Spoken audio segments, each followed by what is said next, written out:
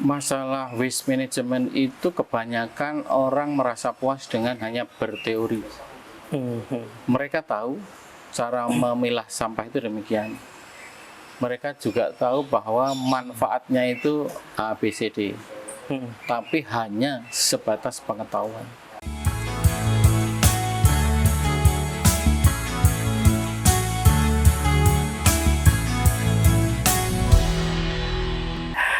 Halo Sobat Bio, kembali lagi di podcast Biosync, podcastnya Simio Biotrop. Pada episode kali ini kita kedatangan tamu yang sangat spesial, yaitu Profesor Arief Sabdo Iwono, seorang cendekiawan dan juga guru besar dari Fakultas Teknologi Pertanian IPB University, dan juga merupakan seorang founder dari SWAM, atau School of Waste Management. Terima kasih banyak Pak Sabdo sudah hadir, meluangkan waktunya. Terima kasih. Apa kabar, Pak? Alhamdulillah, sehat Mas. Baik. Sebagai guru besar, Bapak pastinya sudah mempunyai banyak pengalaman ya, terutama dalam teknik lingkungan dan juga dalam mengelola sampah. Dan dengan pengalaman Bapak juga sebagai pendiri dari SWAM juga. Dan ini sejalan juga dengan episode kita pada kali ini, di mana kita akan membahas tentang nanti pengelolaan sampah lebih lanjut. Namun mungkin banyak yang sudah mengenal SWAM dan juga Sabdo, tapi belum tahu lebih lanjut nih background Bapak seperti apa. Mungkin bisa diceritakan ke teman-teman Sobat Bio mengenai perjalanan Bapak dari mungkin S1, kemudian S2 di Belgium, kemudian S3 di Jerman, hingga sekarang menjadi guru besar di IPB University dan pendiri dari SWAM. Silakan, Pak. Ya baik, terima kasih. Saya lahir di Jawa Timur, kemudian menyelesaikan sampai SMA di Magetan.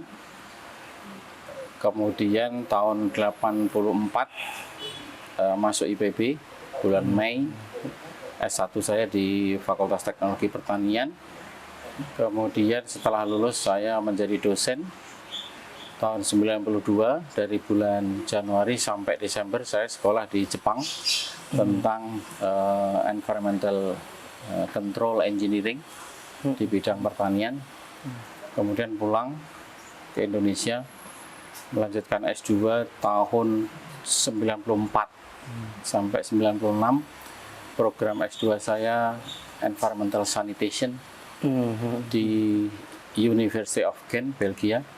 Kemudian saya pulang lagi 1 tahun, kemudian melamar beasiswa pemerintah Jerman, DAAD, Deutsche Akademischer Austauschdienst, atau program kerjasama pembangunan Jerman, dan saya mendapat beasiswa selama 4,5 tahun. Kemudian saya lulus doktor tahun 2003. Berarti kan, oke. Jadi perjalanan Bapak udah dari tahun 80-an sebagai awalnya mahasiswa S1, kemudian hingga S3 di Jerman itu, apa sih yang Bapak lihat, kayaknya ini cikal bakal pendirinya SWAM, berdirinya SWAM seperti itu. Mungkin keresahan Bapak selama ini ketika studi ataupun pengalaman gitu. Saya melihat bagaimana negara-negara di Eropa itu mengelola lingkungan dengan sangat baik. Jadi secara umum adalah tentang sanitasi lingkungan. Di dalamnya ada masalah pengelolaan sampah atau waste management. Nah, saya belajar dari kenyataan itu. Saya sekolah di sana setiap hari. Saya juga harus mengelola sampah yang kami hasilkan dari keluarga kami. Kemudian sistem itu berjalan dengan demikian teratur, rapi, dan sukarela. Sehingga saya berpikir kalau saja ini diterapkan di Indonesia, alangkah indahnya. Maka sejak saya pulang dari Jerman 2003, saya langsung melakukan pemilahan sampah di rumah, kemudian mengomposkan yang organik, kemudian memberikan kepada pemulung fraksi anorganik yang mempunyai nilai ekonomi, sehingga dapat dikatakan 100% sampah padat yang kami hasilkan terkelola. 100%. Itulah ya yang membuat Kemudian saya ingin memberikan dampak positif kepada tetangga, kepada para kolega, akademisi, mahasiswa, dan para peneliti dengan cara mendirikan SWAM ini. Jadi saya ingin dampak positif ini bisa dirasakan oleh lebih banyak masyarakat dengan cara membuat SWAM ini. Berarti SWAM ini sudah berjalan berapa tahun, Pak, dari awal berdiri? Kalau sejak awal, ini dulu namanya Rumah Kompos Pak Arif, belum lama, baru 15 tahun. Oke, sudah cukup lama ya. Ya, ini tahun ke-15, kemudian berubah menjadi Sekolah Pengelolaan Sampah atau SPENSA. Nah, kemudian nama SPENSA ini kami tinggalkan karena ada nama yang sama bagi alumni SMP 1 Bogor. Oke. Jadi tidak tepat, kemudian kami ubah lagi namanya menjadi SWAM hingga hari ini. Berarti sudah berjalan selama 15 tahun. 15 tahun.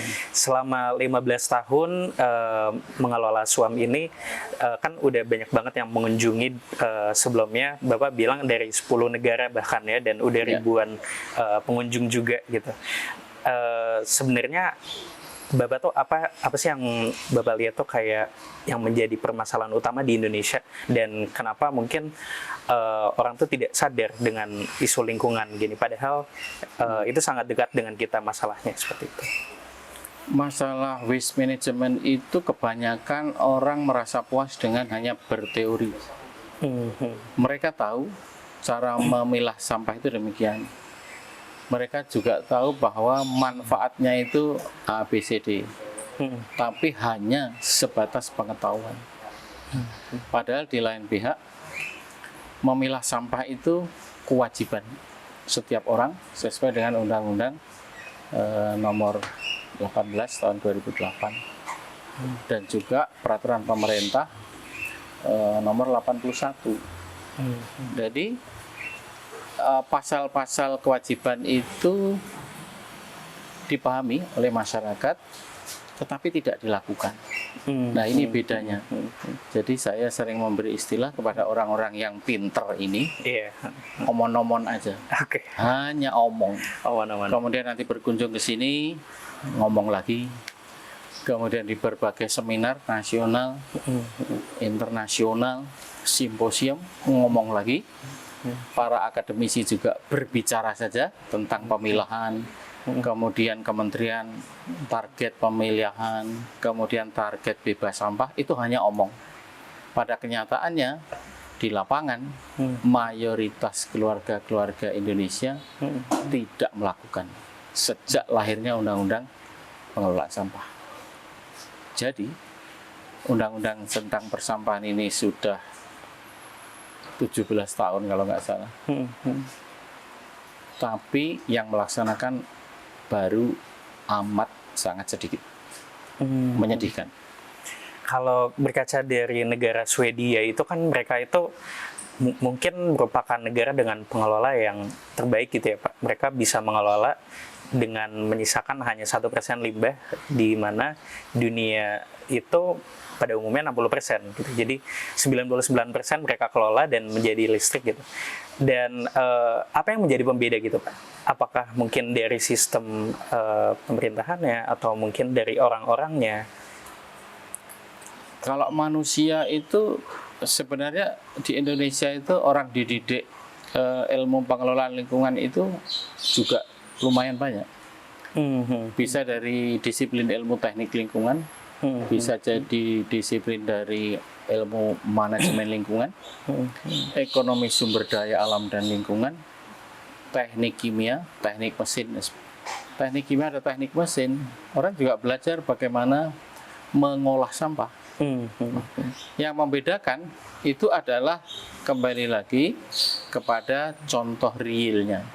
Ya, satu, paham doang, hanya sebatas memahami, tidak mengubah perilakunya. Sangat beda. Jadi kalau orang sudah tahu bahwa ilmunya itu memang hanya seperti itu, apakah orang tadi kemudian serta-merta mengubah perilakunya? Karena apa? Law enforcement, penegakan hukum lingkungan dalam soal penanganan sampah itu lemah sekali. Jadi pasalnya ada, tetapi tidak dilakukan Hukumnya. iya, prakteknya belum. Prakteknya. Itu kan masalah law enforcement. Sementara orang-orang yang Anda sebutkan di negara barat, mereka itu takut sama hukum. Kalau sudah demikian, pasalnya ada, mereka takut.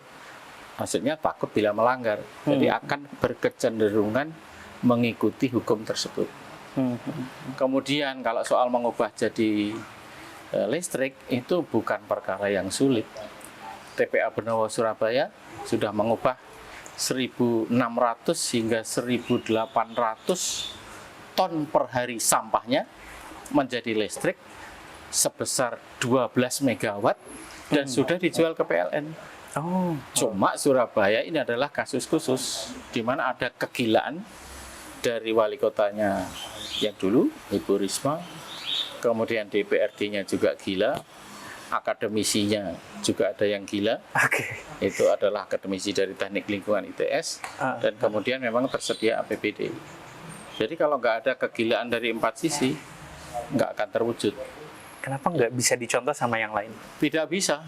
Pada kenyataannya, apabila seorang wali kota atau bupati mempunyai spirit yang luar biasa dalam mengolah sampah, kalau DPRD nggak setuju, anggaran nggak mengalir. Ini politisi. Apakah politisi kita cukup bagus concernnya terhadap waste management? Kalau politisinya nggak memahami pentingnya waste management, maka politisi tidak akan menyetujui kegiatan waste management. Karena apa? Berkaitan dengan APBD. APBD-nya akhirnya nggak mengalir. Yang terjadi apa? Hari ini 54% kabupaten kota di Indonesia darurat sampah. Ini kenyataan bahwa banyak kegiatan-kegiatan waste management tidak terimplementasikan. Kalau misalkan kan darurat sampah itu udah sedarurat itu ya Pak, mungkin udah banyak tumpukan sampah gitu kan, dan juga kalau ada yang bilang gitu, sebagai orang awam bilang, ngapain buang sampah pada tempatnya, kan nanti juga ada yang ngebersihin atau nanti juga ada yang ngurus, ke bawah air, ke bawah angin gitu. Bapak mau bilang apa soal kayak gitu? Ini adalah kata-kata orang bodoh yang bukan hanya jangan dibiarkan, harus disikat orang ini. Harus disikat. Ini orang nggak paham dan kemudian ngomong salah dan kemudian disebarkan. Menangani sampah itu kewajiban setiap orang. Setiap orang. Ada di Undang-Undang Persampahan, ada di PP-nya. Jadi memilah sejak dari awal, dari rumah, itu sudah jadi kewajiban setiap orang. Makanya kalau orang menyerahkan sampah kepada petugas sampah, itu sudah salah.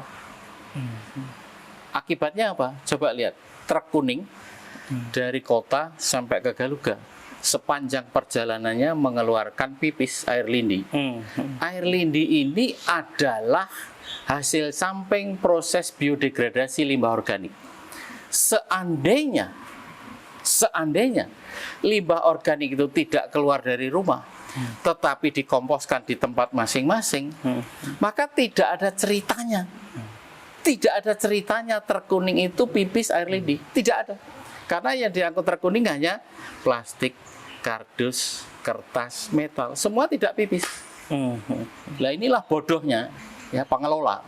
Saya bilang bodoh karena apa? Karena limbah organik, utamanya food waste, itu tetap mengalir dari rumah sampai ke TPS, dari TPS ke TPA. Harusnya ditahan di rumah masing-masing. Kemudian banyak orang, wah itu nanti bau. Nggak mungkin bau. Saya sudah melakukan ini belum lama sih, baru 2003, baru 22 tahun. Dan tidak bau, tidak ada lalat, dan air lininya sangat minim. Ini sangat-sangat mendasar. Jadi kalau menyerahkan kepada petugas, sudah salah. Fatal itu. Fatal. Jadi harus kita luruskan perkataan orang-orang yang semacam ini. Meskipun orang tua kita, ya, tokoh masyarakat harus dikasih tahu. Ini bukan sesuatu yang ramah, bukan. Karena contoh akan menghasilkan sebuah kabupaten kota akan menghabiskan puluhan miliar hanya untuk belanja BBM. BBM untuk truk yang memindahkan limbah organik. Kan gila, ngapain limbah organik dipindahkan? Itu fatal. Limbah organik itu tidak perlu dipindahkan dari sumbernya. Diolah ya. Diolah, bisa rumah, bisa kelompok rumah seperti ini.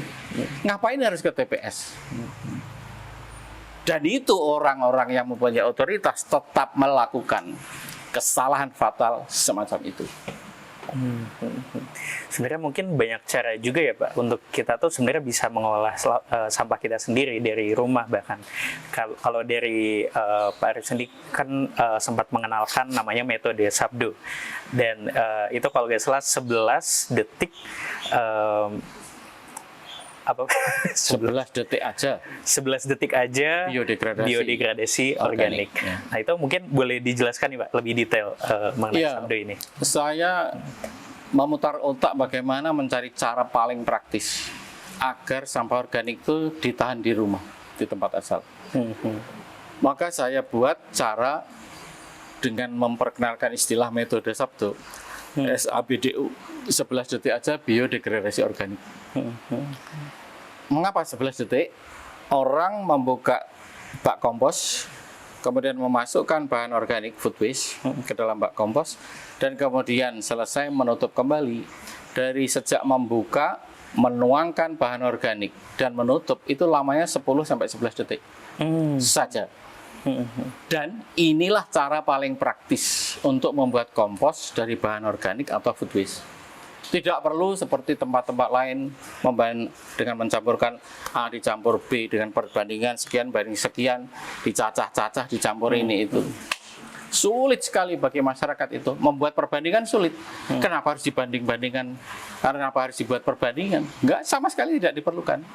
Kami melakukan cara itu selama 22 tahun terakhir, hasilnya bagus sesuai SNI. Berarti sebenarnya itu ada waktu itu adalah proses di mana orang ngebuka, masukkan, tutup lagi, sudah selesai. Tinggal tunggu aja nanti akan jadi kompos sendiri. Itu ada kimia tambahan atau ada alat tambahan? Ya, kalau orang punya duit ya bisa beli. Tapi kami ini kan bukan orang kaya. Kalau orang kaya beli bakteri, beli apa lagi, beli macam-macam lah. Jadi sebenarnya bisa untuk semua kalangan ya Pak? Semua orang bisa melakukan dengan cara yang sangat murah. Seperti ini kan juga metode Sabdo, cuma untuk skala komunal. Masyarakat di sini 2 RT, RT 2 dan RT 3, apabila dia ingin menyetor sampahnya, hanya membuka, masukkan, selesai. 10-11 detik, tinggal tunggu, nanti akan jadi kompos sendiri. Yang penting tidak dicakar-cakar sama tikus dan kucing. Maka tidak akan bau. Banyak orang takut bahwa nanti bau. Kami membuktikan di sini 15 tahun tidak ada bau, tidak ada lalat. Lalatnya memenuhi aturan Permenkes. Kami menghasilkan lalat hanya 1,8 per 30 detik dalam setiap 1 meter persegi. Sementara kalau Anda mengelola sampah dengan TPS biasa, itu lalatnya 40-50 ekor per meter persegi per 30 detik. Sedangkan baku mutu menurut Permenkes 2,0. Saya dengan teknologi yang sangat sederhana ini 1,8. Dan tidak menggunakan apapun. Hanya bak itu tok, ditutup, tunggu jadi kompos sendiri. Berarti sebenarnya udah sesuai standar, bahkan melebihi standarnya, kemudian juga nggak susah dan bisa dilakukan sama semua orang gitu ya Pak? Semua orang pasti bisa, sangat-sangat simpel. Justru saya berorientasi bagaimana di dalam 13 tahun pertama kami dulu membuat sekolah sampah itu adalah mencari teknologi paling rendah. Maka SWAM inilah jadinya di dalam petak ya, tapak yang hanya 50 meter persegi ini, sampah organik menjadi kompos yang sesuai SNI, tidak menggunakan mesin, tidak ada BBM, tidak menggunakan listrik. Hanya bak komposting ini, dan kemudian dibiarkan secara natural terdegradasi jadi kompos sesuai SNI. nggak ada input yang luar biasa toh.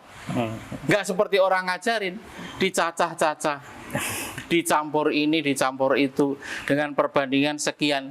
Ini sudah terbukti, sulit sekali. Sangat sulit.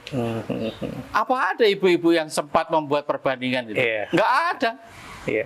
Sedangkan kami mengintroduksikan SWAM ini adalah Natural Static Pile Composting System. Bahasa Indonesianya apa? Bahasa Indonesianya biarin aja. Oke. Masukkan, biarin aja, selesai. Ya. Jadi apalagi yang menjadi keberatan? Iya, iya. Iya, kalau bahasa Inggris ya Natural Static Pile Iya. Composting System. Bahasa Indonesianya biarin aja. Taruh, biarkan. Jadi Iya, jadi sebenarnya mungkin orang awam tuh mikirnya kayak wah udah kompos itu udah ribet, udah Ya. milo-milo pakai alat segala bagi- macam gitu. yang repot itu adalah orang bodoh kemudian suka ngeyel, kemudian di blow up di media massa. Ini repot, ya. Jadi masyarakat ikut menjadi bodoh. Padahal cara yang simple ini sudah kami introduksikan sekian belas tahun yang lalu. Sekian belas tahun yang lalu. Dan bisa dijual lagi ya Pak komposnya itu. Itu duit. Bukti bahwa sampah di tempat 50 meter persegi ini menjadi uang. Hampir tidak ada stok. Karena semua orang yang datang langsung beli. Apa aja nih Pak yang perlu disiapkan untuk menjalani metode Sabdo ini? Kalau satu kelompok masyarakat, Hah. 2 RT, 3 RT hanya membuat bak composting ini dari 4 meter kubik hebel, 1 meter kubik hebel hanya 570.000. Kemudian disusun seperti ini, dikasih rongga udara, atasnya ditutup ram, selesai. Very very simple construction. Nggak pakai apa-apa sudah. Dari 500 itu juga nanti akan balik modal ya Pak kalau udah berubah. Ya, pada Produk periode tertentu akan ada pemasukan dari penjualan kompos. Penjualannya. Iya. Tapi yang penting itu bukan uangnya, Mas. Bukan. Jadi jangan salah orientasi. Yang paling penting itu adalah lingkungan yang bersih. Kemudian tidak membebani TPA. Saat ini yang menjadi masalah besar di Indonesia itu kan beban TPA itu luar biasa. Karena semua sampah mengalir dari TPS ke TPA. Ini yang fatal. Sedangkan Indonesia itu kurang lebih 40-60% itu organik dan food waste. Ini juga kontradiktif. Indonesia itu banyak orang kekurangan makan, tapi kalau disampling TPA itu 40-60% isinya food waste plus bahan organik. Nah, seandainya 60% ini atau katakanlah 50% aja ditahan, tidak usah sampai TPA, berarti umur TPA kan 2 kali lipat daripada desain awal. Membuat TPA itu mahal, membeli tanah, membebaskan lahan, kemudian memanage truk, memberi bayaran kepada petugas, kemudian memanage lingkungan sekitar karena ada bau, masyarakat sekitar harus kasih kompensasi.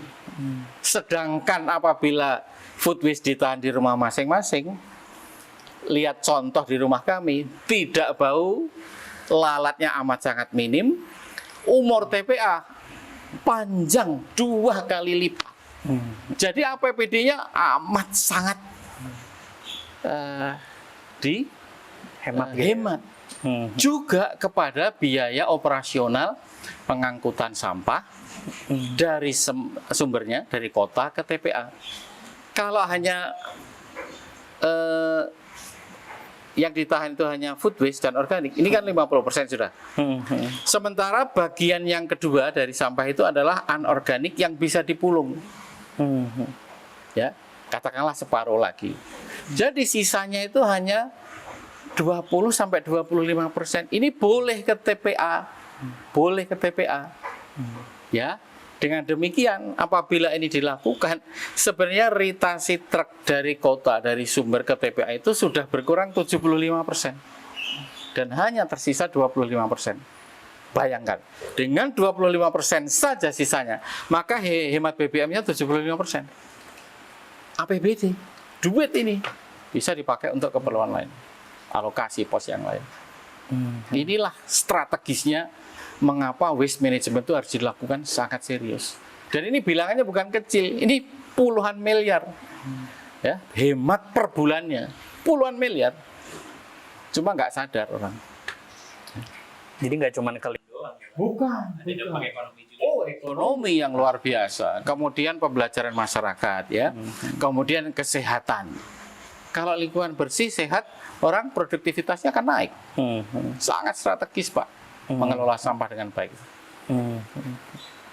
Kalau saya pernah baca data ya Pak, kalau di Indonesia itu menyumbang sekitar 3 juta ton per tahun dengan 280 juta jiwa. Sementara di Tiongkok itu mereka 1,4 miliar itu cuman 2 jutaan gitu Pak. Jadi ini sebenarnya bukan masalah orangnya Pak. Ini masalah bagaimana kita mengelolanya gitu ya. Sampah itu bersifat general. Setiap orang itu menghasilkan katakanlah 0,5 sampai 0,7 kilogram per kapita per hari. Masalahnya itu adalah sampah ini ditransportasikan atau tidak. Satu, di-recycle di tempat asalnya atau tidak. Ya, dikelola di tempat asalnya atau tidak. Yang Anda baca, saya tidak tahu apakah transportnya, apa bangkitannya. Kalau bangkitan bersifat general pada semua manusia. Itu ada angka umum. Ya, sekitar 3-4 liter per kapita per hari. Itu sudah bakuan di banyak tempat di dunia ini.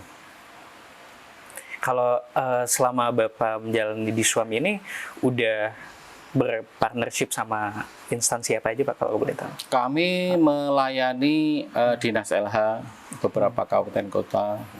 Kami juga melayani perusahaan-perusahaan swasta yang ingin mengelola sampahnya dengan lebih baik. Kami juga melayani kantor-kantor yang ingin mencoba memperbaiki itu. Kemudian beberapa perusahaan swasta juga ingin membuat program penanganan sampah lebih bagus. Kami layani juga.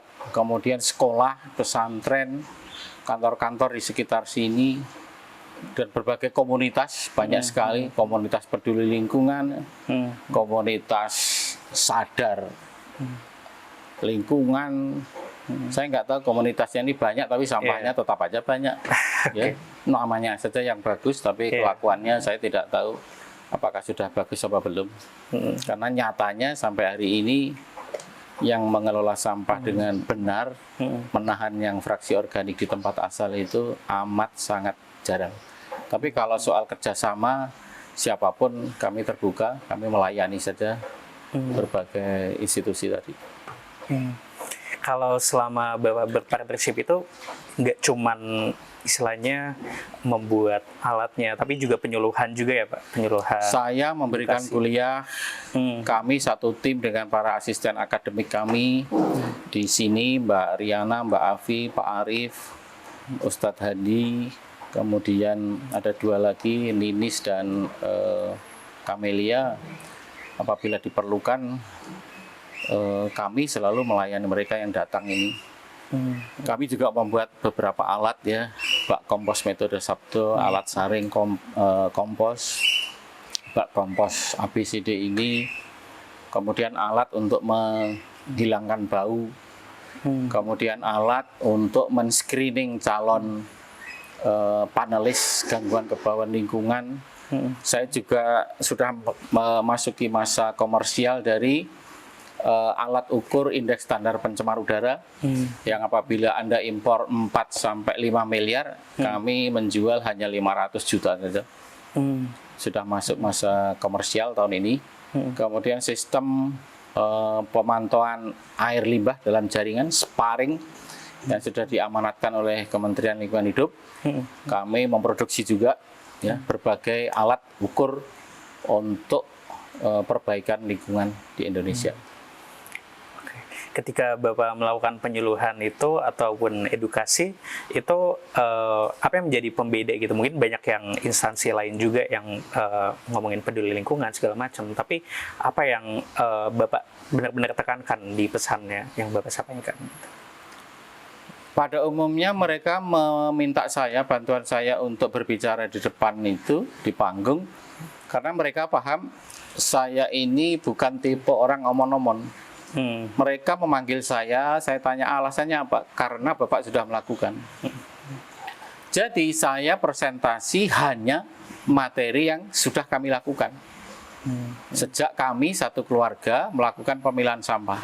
Kalau satu keluarga itu kami satu keluarga itu utuh sejak di Belgia tahun 94 sampai 96. Kemudian tambah satu anak, kami dalam satu keluarga utuh itu hidup di Jerman itu sejak tahun 99 sampai 2003. Tetapi saya pribadi itu memilah itu sejak tahun 92. Jadi belum lama, baru 33 tahun. Oke, baik Pak. Makasih banyak Pak, kita udah ngobrol banyak nih mengenai masalah-masalah lingkungan, kemudian juga pengalaman-pengalaman Bapak.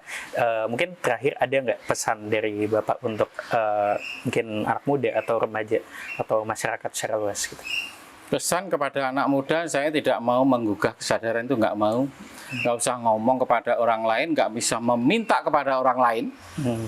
Tapi ubahlah kelakuan Anda sendiri dalam memilah sampah. Kalau bisa, jangan membuang sampah organik keluar rumah. Tapi ubahlah, konversikan menjadi kompos di tempat asal, yaitu di rumah masing-masing. Itu saja, nggak usah keluar-keluar ke orang lain. Itu sama sekali tidak baik, meminta orang lain sementara dia belum melakukan. Itu bagi saya tabu. Saya tidak akan pernah ngomong. Tapi saya memberi contoh dulu. Jadi, kalau Anda tanya pesan, maka yang mendengarkan ini, omongan saya ini, langsung saja praktek, besok pagi, jangan membuang limbah organiknya keluar rumah. Itu aja. APBD kita hampir pasti turun drastis. APBD yang dipakai untuk mengelola sampah. Bisa turun 50%. Selamat berjuang. Baik, terima kasih banyak Pak. Sami-sami. Baik, Sobat Bio, kita sudah mendengarkan ilmu-ilmu yang sangat insightful dari Pak Arif. Untuk pesan-pesannya sendiri, jangan coba mengelola sampah dari rumah sendiri, kemudian juga jangan lupa memakai metode Sabdo. Kemudian kalau teman-teman ingin mengetahui lebih lanjut tentang metode Sabdo ataupun SWAM ini, bisa datang langsung ke Bogor untuk berkunjung dan juga mempelajari seperti apa metode Sabdo dan SWAM ini. Baik, terima kasih banyak Pak Arif atas waktunya. Ya. Sebelum ditutup, kami ada slogan nih Pak. Ya. Jadi kalau nanti saya ngomong Simio Biotrop, nanti bisa dijawab salam biodiversity. Oke. Baik. Simio Biotrop, salam biodiversity.